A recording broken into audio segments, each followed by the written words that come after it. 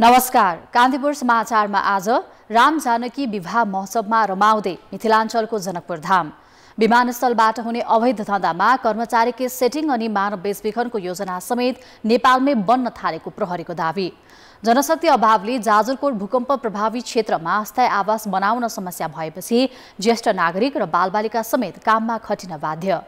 उखु काट्ने सिजन भइसक्दा पनि सरकारले समर्थन मूल्य नतोक्दा किसान आन्दोलित भएको समाचार पनि हामीसँग छ। देश बाहिरको प्रसङ्गमा गाजामा 3 बन्धक मारिएपछि इजरायलले गल्ती स्वीकार गर्दै छानबिन गर्ने र खेलकुदमा इङ्ग्लिस प्रिमियर लिगमा चेल्सीले शेफिल्ड युनाइटेडलाई 2-0 ले हरायो। सुरु गरौँ आजका मुख्य समाचार। जनकपुर धाममा आज विवाह पञ्चमीको उल्लास। राम र सीताको स्वयंवर गरी धुमधामका साथ मनाइदै 31 जोडीको सामूहिक बिहेको तयारी। महासचिव नियुक्तिको विवादले संघीय संसदको हिउँदे अधिवेशन अनिश्चित। मङ्सिर अन्तिम सातासम्म दलहरूबीच छलफल समेत भएन। 50 मुरी भन्दा धेरै धान फलाउने किसानलाई पुरस्कृत गर्दै 5 थरको फाल्गुनन्द गाउँपालिका। धान भर्न जनप्रतिनिधि र कर्मचारी खेत खलोमा एकैजनाले फलाए 116 मुरी। सैन्य कारबाहीमा हमासले बन्दी बनाएका 3 जना मारिएपछि इजरायलद्वारा गल्ती स्वीकार। आक्रमण जारी रहेसम्म वार्ता हुन नसक्ने हमासको अडान। र इङ्ग्लिस प्रिमियर लिगमा म्यान्चेस्टर सिटी क्रिस्टल प्यालेससँग 2-2 गोलको बराबरीमा रोकियो। चेल्सीद्वारा शेफिल्ड युनाइटेड 2-0 गोलले पराजित। प्रत्येक वर्ष मार्ग शुक्ल पञ्चमीका दिन जनकपुर धाममा मनाइने विवाह पञ्चमी पर्व आज भगवान राम र सीताको पूजा आराधना गरी मनाइँदैछ। त्रेतायुगमा मार्ग शुक्ल पञ्चमीका दिन सीता र रामको विवाह भएको सम्झनामा मिथिलाको प्राचीन राजधानी जनकपुर धाममा विधिपूर्वक विवाह पञ्चमी मनाउने परम्परा छ। त्रेतायुगमा मिथिलाका राजा जनकले आफ्नी छोरी जानकीको स्वयंवरका लागि राखिएको शिव धनुषलाई अयोध्याका राजा दशरथका जेठा छोरा रामले भाँचेपछि मार्ग शुक्ल पञ्चमीका दिन राम र सीताको विवाह सम्पन्न भएको थियो। जानकी मन्दिरबाट बाजा गाजा र झाँकी सहित आज भगवान राम र सीताको प्रतिमूर्तिलाई जनकपुर धामको रङ्गभूमिमा स्वयंवर गरिन्छ। मिथिला संस्कृति अनुसार आजै राति विवाह गर्ने परम्परा छ। विवाह पञ्चमी महोत्सवमा नेपालका विभिन्न स्थान लगायत भारतबाट समेत दर्शनार्थीहरू पुगेका छन्। विवाह पञ्चमीकै अवसर पारेर जानकी मन्दिरमा 31 जोडीको विवाह हुने विश्व हिन्दू परिषदले जनाएको छ।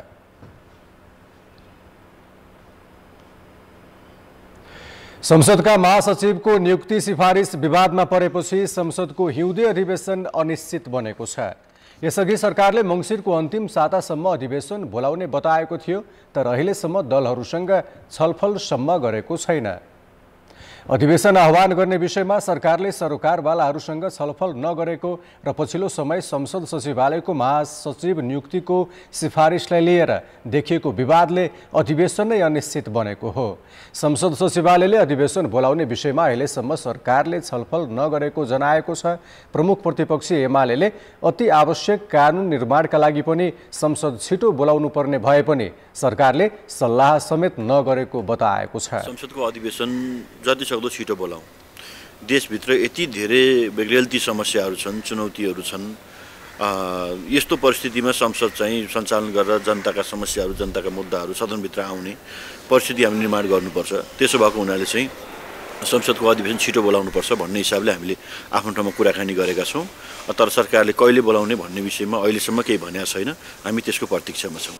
सत्तारूढ दलका नेताहरूले पनि महासचिव नियुक्तिको विवाद टुङ्गो नलागेको र संसद बोलाउने विषयमा समेत छलफल नभएको बताएका छन्।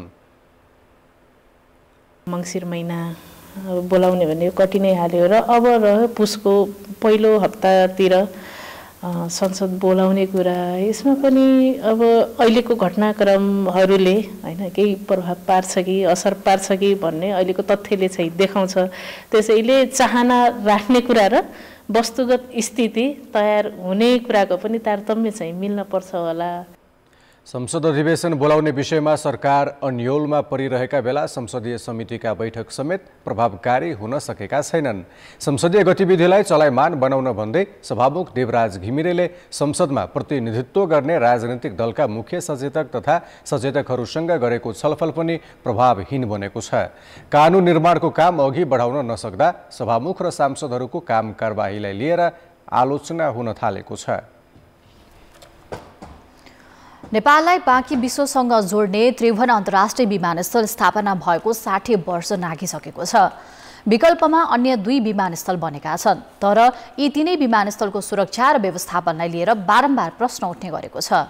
अझ त्रिभुवन विमानस्थलमा त राज्यले अवैध काम रोक्न खटाएका कर्मचारी नै आपराधिक समूहको सञ्जालसँग जोडिएको देखिएपछि थप जोखिम बढेको छ। नेपालबाट मानव तस्करी भएको भन्दै सरकारले केही मुलुकका लागि भिजिट भिजामा कडाई गर्दै आएको छ। विशेष गरी संयुक्त अरब इमिरेट्स लगिएका नेपालीलाई तेस्रो मुलुक लैजाने गिरोह नै सक्रिय भएपछि कडाई गरिएको हो। तर यस्ता अवैध गतिविधि रोक्न भनेर विमानस्थलमा खटाइएका राज्य संयन्त्र नै मानव तस्करीको गिरोहका साझेदार बनेका छन्। उपत्यका अपराध अनुसन्धान कार्यालयले यही मङ्सिर 27 गते नक्कली कागजात तयार पारेर विदेश पठाउने गिरोहका 33 जनालाई सार्वजनिक गर्यो, जसमा थिए 5 सरकारी कर्मचारी, अध्यागमन अधिकृत नरवीर खड्का, विमानस्थलमा सुरुवातमै कागजात हेर्ने 2 प्रहरी, टिकटका आधारमा बोर्डिङ पास दिने नेपाल एयरलाइन्सका 2 अधिकृतहरू होम पोखरेल र अरविन्द यादव। यी सबैले नक्कली कागजात बोकेर भिजिट भिजामा जाने भन्दै विमानस्थल पुगेकालाई माफियाको योजनामा साथ दिएका हुन्। अध्यागमन अधिकृत खड्काको मोबाइलबाट नक्कली कागजात बोकेका 30 जनालाई पास गराइएको सूची नै बरामद भएको छ। 1,50,000 मा नक्कली कागजात बनाउने कन्सल्टेन्सी सञ्चालकदेखि विमानस्थलमा सेटिङ मिलाउने बिचौलिया, एयरलाइन्सका कर्मचारी र अध्यागमन कर्मचारीसम्मको सञ्जाल अन्तर्राष्ट्रिय विमानस्थलमा बनेको छ, जसमा 1500 भन्दा बढी राजधानी त प्रहरीले एकैपटकमा बरामद गरेको छ। जुन 1.5 लाखदेखि 2 लाख रुपियाँ दिएको छ, यो सेटिङमै चलेको छ। किन अध्यागमनमा चाहिँ सुरुमा जाँदाखेरि जुन पास भएका छन्, अब अरू नभनौँ प्रमाणको आधारमा नरवीर खड्का जुन अस्ति पक्राउ पर्नु भएको छ, उहाँको फोनमा केही चिटहरू फेला परेको छ। त्यो दिनमा चाहिँ नि जो उड्नु भएको छ र हामीलाई प्राप्त सूचना अनुसार पनि त्यसै अनुसार नै मान्छेहरू पास भएको छ भन्ने हाम्रो सूचना थियो। र उहाँको चाहिँ नि हेर्दाखेरि उहाँसँग बरामद गरेको पैसा र उहाँसँग जुन पक्राउ पर्नु भएको छ अर्को पदम लामाजी, उहाँले दिनुभएको स्टेटमेन्टको आधारमा चाहिँ नि त्यो सेटिङमै हुन्छ भन्ने तथ्य प्रमाणित छ। सरकारले अवैध रूपमा विदेश पठाउनेहरूलाई नियन्त्रणका लागि भन्दै मानव बेचबिखन अनुसन्धान ब्युरोको टोली पनि विमानस्थलमा राखेको थियो, जसले 1 वर्षमा नक्कली कागजात बोकेर विदेश जान खोज्ने 7,647 जनालाई विमानस्थलबाटै फिर्ता गरेको थियो। तर स्पष्ट जिम्मेवारी नदिनुका साथै दबाव समेत आएको भन्दै ब्युरो त्यहाँबाट बाहिरियो। मानव बेचबिखनको डरलाग्दो स्वरूप नेपालबाट तयार हुने गरेको ब्युरोको बुझाइ छ। सुरुवातदेखि हाम्रो ऐन कानुन दुरुस्त हुनु पर्यो, त्यो ऐन कानुनको कार्यान्वयन दुरुस्त ढङ्गले हुनु पर्यो र त्यो ऐन कानुन कार्यान्वयन गर्ने ठाउँमा बसिएका जति पनि निकायका व्यक्तिहरू छ उसका आचरणहरू ठिक हुनु पर्यो, ढङ्गले काम गर्न पर्यो र हामीसँग स्रोत साधन पनि त्यही अवस्थामा उपलब्ध हुनु पर्यो। यति गर्न सक्यो भने चाहिँ सायद प्रभावकारी काम हुन सक्छ। त्यसो त अन्तर्राष्ट्रिय विमानस्थलभित्र राज्यले परिचालन गरेको संयन्त्र कसरी आपराधिक समूहको प्रभावमा पर्छ भन्ने सुन तस्करीले पनि देखाउँछ। विद्युतीय चुरोटमा सुन ल्याउनेदेखि चिनिया समूहको 300 किलो सुन तस्करीमा साथ दिने भन्सार एजेन्ट, भन्सार कर्मचारी, सरसफाई कर्मचारीसम्म गरेर 24 जना यसै वर्ष मात्रै पक्राउ परेका छन्। अन्तर्राष्ट्रिय सुरक्षाको गम्भीर चासो रहने विमानस्थलमा सरकारी कर्मचारीकै आपराधिक समूहसँगको यो तहको संलग्नता डरलाग्दो भएको पूर्व प्रहरी प्रमुख बताउँछन्। सबै संस्थाका चाहे प्रहरी चाहे निजामती कर्मचारी अन्य सबै कर्मचारी अत्यन्त दक्ष र टेस्टेड र तालिम प्राप्त कर्मचारीहरूलाई चाहिँ त्यहाँ डिप्लोयड गर्नुपर्छ। अन्यथा यस्ता घटनाहरू अन्य भविष्यमा पनि हुन सक्छन्। एउटा अन्तर्राष्ट्रिय विमानस्थलमा भइरहेको गैरकानुनी काम समेत रोक्न नसकिरहेका बेला थपिएका अन्य 2 विमानस्थललाई कसरी सुरक्षित बनाउने र माफियाको प्रभावबाट कसरी मुक्त गर्ने भन्ने विषय चुनौतीपूर्ण छ। त्यसैले अन्तर्राष्ट्रिय विमानस्थलमा परिचालन गरिएका सरकारी संयन्त्रको दक्षता र प्रभावकारितामाथि बेलैमा सचेत नभए कुनै पनि बेला दुर्घटना निम्तिन सक्छ। कान्तिपुर समाचारका लागि क्यामेरामा मुरारी घिमिरे र रूपक कोइरालाका साथमा रमेश धमला, काठमाडौँ। जाजरकोट भूकम्पका प्रभावितहरू अहिले अस्थायी आवास बनाउन जुटेका छन्। 1.5 महिना त्रिपाल मुनि बिताइसकेकाले कहिले न्यानो ओत पाउँछन् अझै निश्चित छैन। केही राजनीतिक दल र सङ्घ संस्थाले स्वयंसेवक परिचालन गरे पनि पर्याप्त छैन। प्रभावित क्षेत्रमा काममा सघाउने जनशक्तिको अभाव हुँदा ज्येष्ठ नागरिक र बालबालिका समेत काममा खटिनुपर्ने अवस्था छ। गत कार्तिक 17 गते राति गएको भूकम्पका कारण आफन्त र घरबास गुमाएकाहरू बिस्तारै तङ्ग्रिन थालेका छन्। महिना दिन त्रिपाल मुनि बसेकाहरूले अब भने अस्थायी आवास बनाउन जुटेका हुन्। तर भूकम्प प्रभावित भेगका गाउँहरूमा आवास निर्माणमा सहयोग गरिदिने जनशक्ति नै छैन। रोजगार तथा अन्य विभिन्न सिलसिलामा देश विदेश पुगेकाहरू नफर्किँदा यति बेला ज्येष्ठ नागरिक, महिला र बालबालिकाहरू नै काममा खटिएका छन्। छोरा यहाँ घर छैनन्, विदेश छन्। म बड्डो मान्छे सक्दिनँ, घर भत्किन लागेका घरलाई भत्काउने मान्छे छैन, नयाँ घर बनाउने मान्छे छैन। परदेश गएकाहरूले पैसा पठाए होलान्, तर यहाँ पैसा दिएर पनि काममा लगाउने मान्छे छैनन्। प्रायको घर भत्किएका कारण ज्यालामा मान्छे पाउनै मुस्किल छ। विभिन्न राजनीतिक दल र सङ्घ संस्थाहरूले गरेको श्रमदानले पीडितलाई टेवा त पुग्यो, तर यसरी आधा पनि अस्थायी टहरा बनेनन्। घर बनाउनको कारणले गर्दाखेरि अलि पढ्न पाइरहेन, पढाइमा डिस्टर्ब भइरह। जिल्ला प्रशासन कार्यालय रुकुम पश्चिमको अहिलेसम्मको तथ्याङ्क हेर्दा रुकुम पश्चिममा 19,934 वटा अस्थायी टहरा बनाउनु पर्नेछ। यो संख्या बढ्दो क्रममा छ। अहिलेसम्म अनुदान बापतको रकमले 1556 वटा र श्रमदान मार्फत 791 वटा मात्रै अस्थायी टहरा बनेका छन्। परिम प्रथाको आधारमा टोलहरू मिलेर घरमा चाहिँ अस्थायी टहरा, कसैले काठ बनाउने, कसैले टहरा बनाउने, कसैले घर भत्काउने, यो तरिकाले चाहिँ हामी गरिरहेका छौँ। भूकम्प प्रभावित क्षेत्रमा यति बेला काममा सघाउने जनशक्तिको खाँचो छ। यसका लागि विभिन्न कारण घरभन्दा पर रहेकाहरू फर्किन जरुरी छ भने सक्नेहरू आफ्नो ठाउँबाट श्रमदानमा जुट्न पनि आवश्यक छ। कान्तिपुर समाचारका लागि महेश केसी, रुकुम पश्चिम। अब जनमतमा आजको प्रश्न। जनमत भूकम्प प्रभावितका लागि अस्थायी आवास निर्माण छिटो गर्न के गर्नु पर्ला? ए. सरकारी तदारुकता, बी. स्वयंसेवक परिचालन र सी. पर्याप्त स्रोत साधन। जनमतको अन्तिम परिणाम आज बेलुकी 8 बजेको कान्तिपुर समाचारमा प्रसारण गर्नेछौँ। कृपया NEWS न्युज स्पेस एबीवासी टाइप गरी 34001मा SMS गरी आफ्नो मत व्यक्त गर्नुहोला। परराष्ट्र मन्त्री NP साउदले कञ्चनपुरका बिपिन जोशीलाई मुक्त गर्न हमाससँग राम्रो सम्बन्ध रहेका कतार, इजिप्ट लगायतका मुलुकसहित सबै पक्षसँग समन्वय भइरहेको बताएका छन्। कतार र स्विट्जरल्यान्ड भ्रमणपछि स्वदेश फर्कने क्रममा हिजो त्रिभुवन विमानस्थलमा सञ्चारकर्मीसँग कुरा गर्दै मन्त्री साउदले जोशीको सकुशल रिहाईका लागि कूटनीतिक पहल भइरहेको दोहोर्याएका हुन्। हमाससँग छलफल र समन्वय हुन सक्ने सबै निकायसँग, सबै पक्षसँग हामीले चाहिँ छलफल गरिराखेका छौँ र चाँडै एउटा परिणाम आउनेछ, सकारात्मक परिणाम आउनेछ भन्ने कुरा चाहिँ सरकार विश्वस्त रहेको कुरा म तपाईँहरूलाई स्पष्ट गर्न चाहन्छु। यसैगरी परराष्ट्र मन्त्री साउदले रुसी सेनामा भर्ती भएका नेपालीको फिर्तीका लागि रुसी सरकारसँग कूटनीतिक छलफल भइरहेको बताए।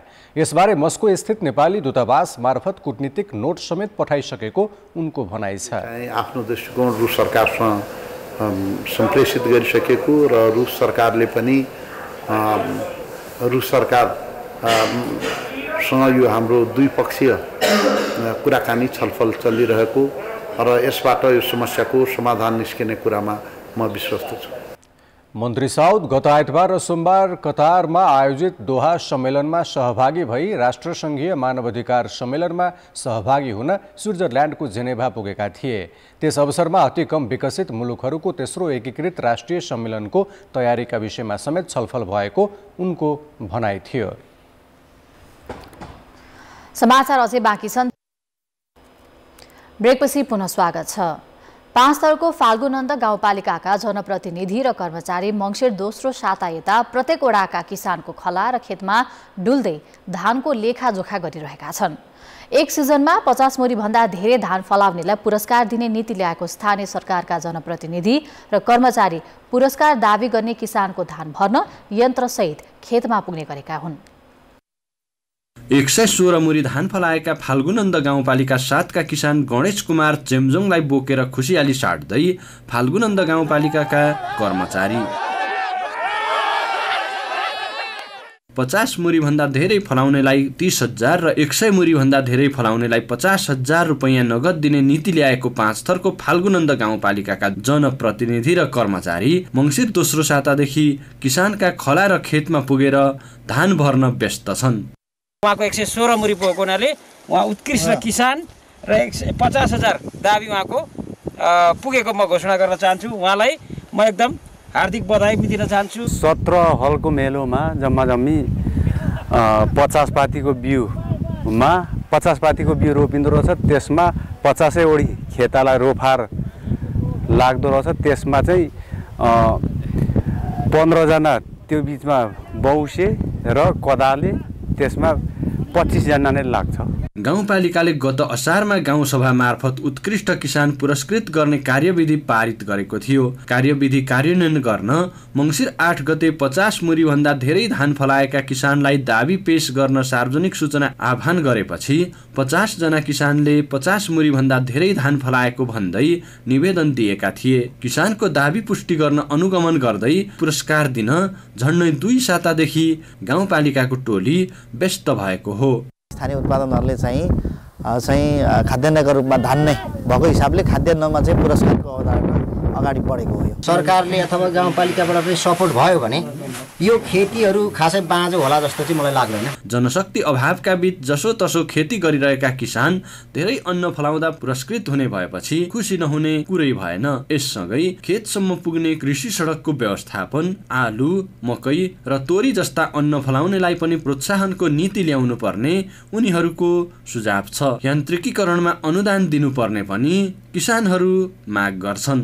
कान्तिपुर समाचारका लागि लक्ष्मी गौतम, फाल्गुनन्द गाउँपालिका 5 थर। उखुको समर्थन मूल्य तत्काल तोक्न माग गर्दै सर्लाहीका किसानले विरोध प्रदर्शन गरेका छन्। नेपाल उखु उत्पादक महासङ्घको अगुवाईमा उखु लोड भएका ट्रक तथा लार्का सहित किसानले शनिबार सर्लाहीको हरिवन सडकमा प्रदर्शन गरेका हुन्। गत वर्षको अनुदान रकमको बक्यौता पनि सरकारले तत्काल निकासा गर्नुपर्ने उनीहरूको माग छ। हरिवनको कृष्णचोकबाट सुरु भएको जुलुस इन्दु शङ्कर चिनी उद्योग अगाडि पुगेपछि फेरि कृष्णचोकमै आएर विरोध सभामा परिणत भएको थियो। चिनीको बढ्दो मूल्य र उखुको उत्पादन लागतलाई आधार मानेर यस सिजनका लागि उखुको मूल्य प्रति क्विन्टल 750 रुपैयाँ कायम हुनुपर्ने किसानको माग छ। डुब्ने अनि यसकारण उखु दिएर मिल चलाएर केही फाइदा भएन। जबसम्म हामीसँग समाधान सरकारले वार्ता गर्दैन तबसम्म हामी सडकमा अहोरात्र लाग्नेछौँ, मिल चल्न दिँदैनौँ। किनभने उखु बेचेर पनि हाम्रो पैसा नआएपछि दिएर के फाइदा भयो। यसकारण हामी सडकमा आउनु परेको अवस्था। उखु काटेर बेच्नुपर्ने समयमा सरकारले मूल्य तय नगर्दा किसान निराश छन्। आन्दोलनका कारण यो सिजनका लागि चिनी उद्योगहरूले उखु क्रसिङ गर्न पाएका छैनन्। गत वर्ष सरकारी अनुदानसहित उखुको मूल्य 610 रुपैयाँ कायम गरिएको थियो। सर्लाहीका किसानले अर्थ मन्त्रालयले पठाएको रकमबाट गत वर्ष बिक्री गरेको उखुको 30% मात्रै अनुदान रकम भुक्तानी पाएका छन्। किसानले लगाएको उखु बारीमै सुक्न लाग्दा समेत सरकारले न्यूनतम समर्थन मूल्य तोक्न सकेको छैन। सामान्यतः उखु लगाउने समयमै सरकारले समर्थन मूल्य तोकिदिनु पर्ने हो, तर उखु काट्ने समय भइसक्दा पनि सरकार, किसान र उद्योगी बीच बैठक समेत बस्न सकेको छैन। त्यही कारण समर्थन मूल्य तोक्न ढिलाइ भएको हो। उखु किसानसँग सम्बन्धित सङ्गठनहरूले उत्पादन लागत बढेको भन्दै यस वर्ष प्रति क्विन्टल 845 रुपैयाँ मूल्य कायम गर्नुपर्ने माग गरेका छन्। गत वर्ष किसानले 610 रुपैयाँमा उखु बिक्री गरेका थिए, तर यसमा उद्योगी सहमत हुन सकेका छैनन्। उद्योगी र किसानसँग वार्ता गरेर छिटै मूल्य निर्धारण हुने सरकारी अधिकारीहरूको दाबी छ। किसानको एउटा कुरो छ अनि अरू उपभोक्ताहरूको एउटा कुरो छ। हामीले धेरै मूल्य बढाउँदा चिनीको मूल्य बढ्दै जान्छ अनि फेरि मिलवालाले पनि फेरि त्यही अनुसारको उनीहरूले चाहिँ पे गर्नुपर्ने हुन्छ। त्यो भएको हुनाले अब हामी सबैलाई मिलाएर जाउँ भने हो। अब अलिकति थोरै 1-2-4 दिन ढिलो भएको होला, तर हामीले के भनेका छौँ भने तपाईँहरू चाहिँ उखु क्रसिङ गर्दै गर्नुहोस्, हामीले जुन मूल्य तोक्छौँ त्यो चाहिँ ब्याक डेटबाटै लागु हुन्छ भनेर हामीले भनेका छौँ। त्यसले गर्दाखेरि खासै समस्या नहोला। त्यसो त सरकारले उखु किसानलाई प्रति क्विन्टल 70 रुपियाँ अनुदान दिने गरेको छ, तर गत वर्षको अनुदान बापतको 52 करोड रुपियाँ समेत किसानलाई भुक्तानी गरेको छैन। त्यही कारण पनि नयाँ मूल्य निर्धारणमा समस्या हुँदै आएको छ। कृषि मन्त्रालयले भुक्तानीका लागि अर्थ मन्त्रालयमा फाइल पुर्याए पनि निर्णय भएको छैन। हरेक वर्ष हुने मूल्य विवादले उखु खेतीबाट किसान पलायन हुने क्रम बढेको छ। धान के हमने सबके मूल न तोक रहा है, ऊँख सूख रहा है। ऊँख सूखला के बाद में हमने सबके जाइए तो वहाँ कांटा भी कम कर रहा है, नीमन से जोख न कर रहा है। ये किसान बहुत मार्का में बहुत पीड़ा में बा। मजदूर के भी रेट बढ़ गए, भाड़ा भी बढ़ गए, ये सब बढ़ गए। ऊँख के भाव घटित बा दिन प्रतिदिन, मूल्य एक बढ़ा नहीं सकल है। ये सरकार निकम्मा सरकार, चोर सरकार अपन भाव सरकार बढ़ा रहा है, किसान के भाव घटा रहा है। ये अपन भाव सरकार बढ़ा रहा है। किनभने यो निकाममा सरकारले अहिलेसम्म रेट निर्धारण नगर्नुको कारण किसानहरूले सस्तोमा खटसारीमा उखु बेच्न बाध्य भएका छन्। यो हाम्रो किसानहरूको मार्का कसले सुन्छ? यो सरकारले त किसानलाई केही सुन्न सकिरहेको छैन, किनै सुविधा छैन। कृषि तथा पशुपन्छी विकास मन्त्रालयका अनुसार आर्थिक वर्ष 2076-77 मा उखुको राष्ट्रिय उत्पादन 34 लाख टन आसपासमा थियो, तर अहिले 31 लाख टन हाराहारीमा झरेको छ। 7 वर्ष अघिसम्म 80,000 हेक्टरमा लगाइएको उखु खेती अहिले 62,000 हेक्टरमा सीमित भएको छ। सिँचाइ, बिउ र मल अभावले पनि उत्पादन घट्दै गएको हो। नेपालमा वार्षिक करिब 3 लाख टन चिनी खपत हुन्छ, तर उत्पादन भने 1,80,000 टन मात्रै छ। केही वर्ष अघि छिमेकी देश भारत र बङ्गलादेश मात्रै होइन, पाकिस्तानबाट समेत सहुलियतको चिनी नेपाल भित्रिँदा स्वदेशी चिनी बिक्री नभएको र किसानलाई भुक्तानी गर्न नसकेको भन्दै उद्योगीको आग्रहमा सरकारले 40% भन्सार लगाएको थियो। यसले आयातित चिनी महँगो भएको छ भने स्वदेशी उत्पादन समेत घट्दै गएको छ। अब जनताको आवाज हामीले सातै प्रदेशमा सोधेका छौँ, किसानका उत्पादनले उचित मूल्य पाउन के गर्नु पर्ला?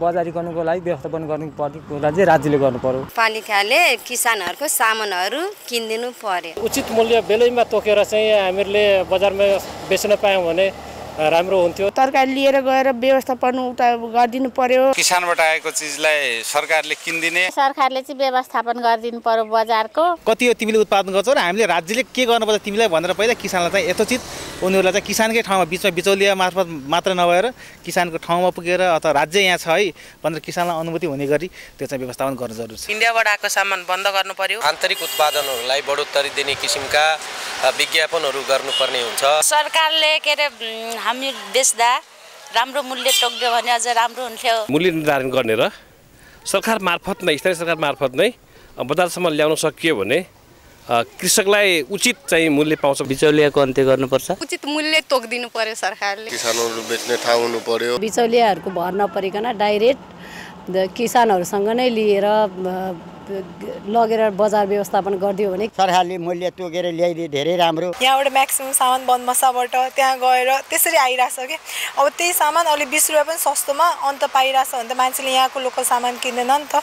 सरकारले चाहिँ त्यसलाई चाहिँ रोक लाउनु पर्यो। सरकारले बेच्नु पर्यो। किसानलाई मूल्य निर्धारण गर्न पनि सरकारले त्यो पोलिसी अपनाउनु पर्छ। कुनै पनि किसानलाई नठगिकन सोझै माध्यमबाट चाहिँ किन्ने व्यवस्था चाहिँ मिलाउनु पर्यो। मूल्य राज्यले पहिले किसानलाई दिने र किसान आफूले राज्यले चाहिँ व्यापारीहरूसँग र उपभोक्तासँग लिने गर्यो भने मात्रै यसले उचित मूल्य प्राप्त गर्दछ।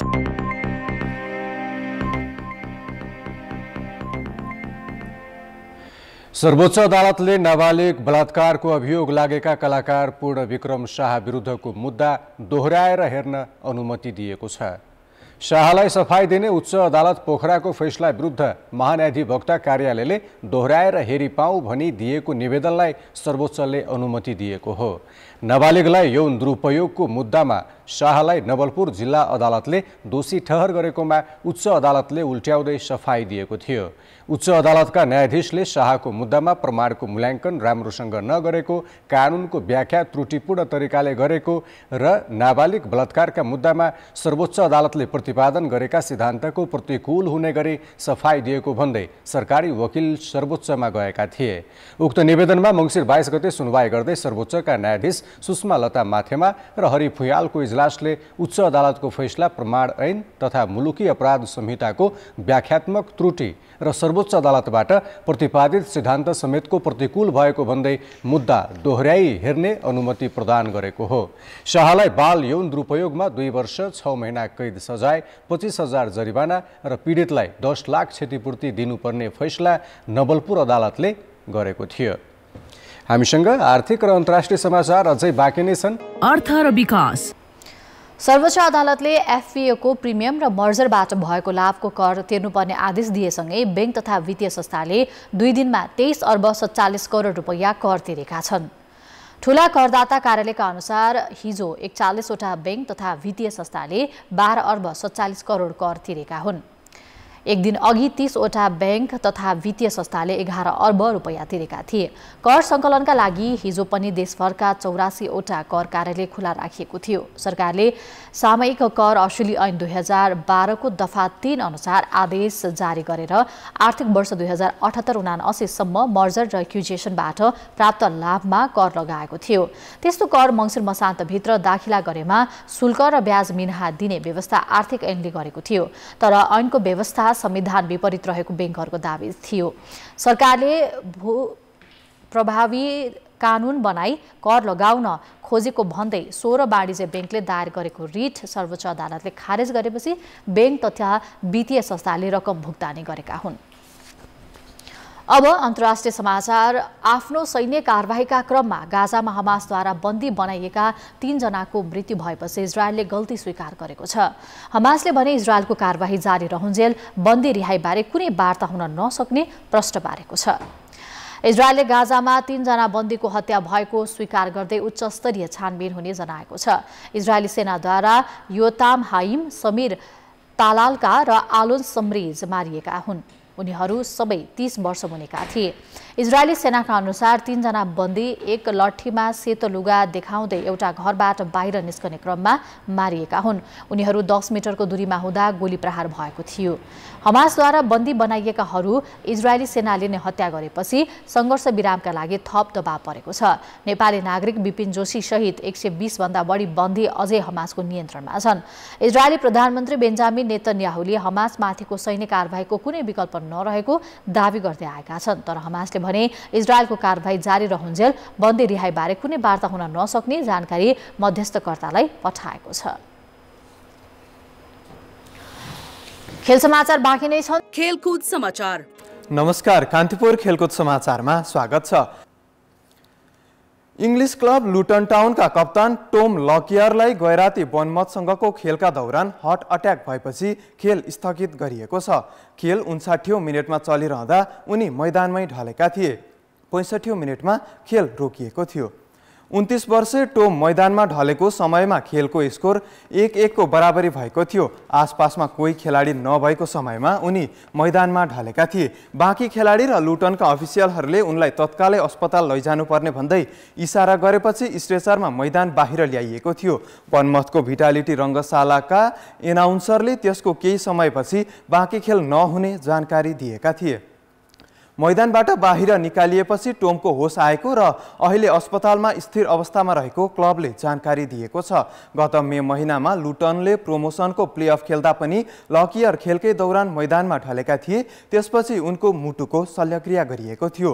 गैराती भएको खेलमा पाहुना टोली लुटनले खेलको 3 मिनेटमा नै अग्रता बनाएको थियो। तर 58औं मिनेटमा बनमथले गोल फर्काएपछि खेल 1-1 को बराबरी भएको हो। नेपाली फुटबलमा निरन्तर शक्ति र विवादमा छाइरहने पात्र हुन् इन्द्रमान तुलाधर। गणेश थापादेखि कर्मा छिरिङ शेर्पाको कार्यकालसम्म तुलाधरले कुनै न कुनै सुविधा पाइरहे। अखिल नेपाल फुटबल सङ्घको पछिल्लो महाधिवेशनमा आफूले समर्थन गरेका उम्मेद्वार पराजित भएपछि उनी आफ्नै क्लबमा खुम्चिए। एन्फा अध्यक्ष पङ्कज विक्रम नेम्माङ र महासचिव किरण राई विरुद्ध अविश्वासको प्रस्ताव दर्ता गर्ने मध्ये तुलाधर पनि एक थिए। तर अहिले भने तुलाधरले एकाएक क्याम्प परिवर्तन गरेका छन् र नेम्माङको पक्षमा पुगेका छन्। एन्फाको सिइओ हुनैकै लागि तुलाधर नेम्माङको पोल्टामा पुगेको बताइएको छ। काठमाडौँको टेबहालमा मुख्यालय रहेको सङ्कटा क्लबका डिफेन्डर इन्द्रमानले लामो समय घरेलु फुटबल खेले। 60 को दशक सुरु नहुँदै एन्फामा प्रवेश गरेका इन्द्रमान त्यसयता निरन्तर शक्ति र सुविधाको केन्द्रमा छन्। गणेश थापा र गीता राणादेखि कर्मा छिरिङ शेर्पा नेतृत्वमा रहँदा इन्द्रमान एन्फाको केन्द्रमै रहिरहे। गणेश थापा अध्यक्ष हुँदा नै एन्फा विभाजन गरेर तुलाधर 2063 मा पहिलोपटक एन्फाको सिइओ बने। अघिल्लो वर्षको असारमा भएको एन्फा निर्वाचनमा उनले समर्थन गरेका कर्मा छिरिङ शेर्पा अध्यक्षमा पराजित भएपछि एन्फाबाट बाहिरिएका तुलाधरले 3 महिना अघि मात्रै अहिलेका अध्यक्ष र महासचिवलाई बर्खास्तीको माग गरेका थिए। यस्तो तरिकाले संस्था चलाउने अध्यक्ष र महासचिव प्रति चाहिँ हाम्रो विश्वास रहेन। त्यसैले धारा हाम्रो 41 मा व्यवस्था गरेका छ बर्खास्तीको। हामी उहाँ दुवैजना चाहिँ अब बर्खास्त हुनुपर्छ भनेर हाम्रो निवेदन चाहिँ दर्ता गर्न आएको। महिला लिग भएन हैन, अन्डर 23 त भागै लिनु भएन उहाँले भन्दाखेरि अब यसरी फुटबललाई चाहिँ धराशायी बनाउने तरिकामा चाहिँ एन्फा गइरहेको हुँदाखेरि चाहिँ अब यसलाई राखिराख्दाखेरि त झन् बढी क्षति हुन्छ भन्ने चाहिँ हाम्रो ठम्याइ हो। उनको अविश्वासको प्रस्ताव विशेष साधारण सभाबाट पारित भएन। आफ्नै प्रस्तावमाथि भएको मतदानमा इन्द्रमान सहभागी भएनन्। यसअघि उनै इन्द्रमान महासचिव हुँदा बोलपत्र आह्वान नै नगरी ठेकेदार कम्पनीलाई ठेक्का दिन थालेपछि फिफाले एन्फामा कन्ट्रोल फन्डिङ सुरु गरेको थियो। कन्ट्रोल फन्डिङ भनेको सङ्घहरूमा भ्रष्टाचार भइरहेको शङ्का लागेपछि खर्चको हिसाब खोज्न फिफाले निगरानी बढाउनु र पारदर्शी बन्न प्रोत्साहन गर्नु हो। तर अहिले फिफाले लगाएको कन्ट्रोल फन्डिङ हटाउन सहयोग गर्ने भन्दै उनी फेरि एन्फामै पुगेका छन्। उहाँ आएर काम गर्ने नगर्ने भन्ने त कार्य समितिको कुरा भयो हैन। अहिले उहाँले भनेको चाहिँ सहयोग गर्ने भने हो। त्यसकारणले गर्दा अब सहयोग गर्ने, सहयोग कुन हिसाबले लिने भन्ने कुरा त अब कार्य समितिले निर्णय लिएला हैन। इन्द्रमान जब एन्फा बाहिर रहन्छन् क्लबबाट आन्दोलन सुरु गरिहाल्छन्। तर उनका सबै आन्दोलन पदको बार्गेनिङमै समाप्त हुने गरेका छन्। जब इन्द्रमान बेरोजगार बन्छन् एन्फामा कहिल्यै नराखिएको सिइओ पद थपिन्छ। अब सोमबार बस्ने एन्फाको कार्यसमिति बैठकले उनैलाई सिइओ बनाएर एन्फामा फर्काउने तयारी गरिरहेको छ। आफूलाई अवसरवादी भने पनि त्यो स्वीकार्य रहेको उनी बताउँछन्। अपर्चुनिस्ट भन्नु अब या त फुटबलमा काम गर्नु रमाउने मान्छे भन्नु हैन, त्यसै आधारमा चाहिँ लिनुपर्छ भन्ने मलाई चाहिँ लाग्छ। र यो भनाइप्रति मेरो कुनै कमेन्ट पनि छैन। यसमा म यो नराम्रो भनाइ पनि भन्दिनँ हैन। अब बुझ्ने मान्छेले त्यसरी बुझ्दाखेरि पनि मलाई चाहिँ नराम्रो लाग्दैन। तत्कालीन अवस्थामा नभएको कुराहरू कर्माजीको नेतृत्वमा आर्थिक नियमावली, खरिद नियमावलीहरू बनेर त्यो चाहिँ हुबहु चाहिँ हामी लागू गर्न नसक्नुको कारणले चाहिँ कन्ट्रोल फन्डिङ हो। र अर्को कुरो चाहिँ हामी बिचकै अब नेतृत्व वर्गहरू जुन चेन्ज एन्फामा आएको फुटले गर्दाखेरि धेरै कुराहरू चाहिँ अब यहाँ भएको नभएको कुराहरू पनि अब तत्कालीन अवस्थामा उजुरीका रूपमा चाहिँ फिफाका सम्बन्धित निकायहरूमा गएको विषयले पनि त्यो कन्ट्रोल फन्डिङ लगाउनमा चाहिँ भूमिका खेलेको मैले पाएको छु हैन।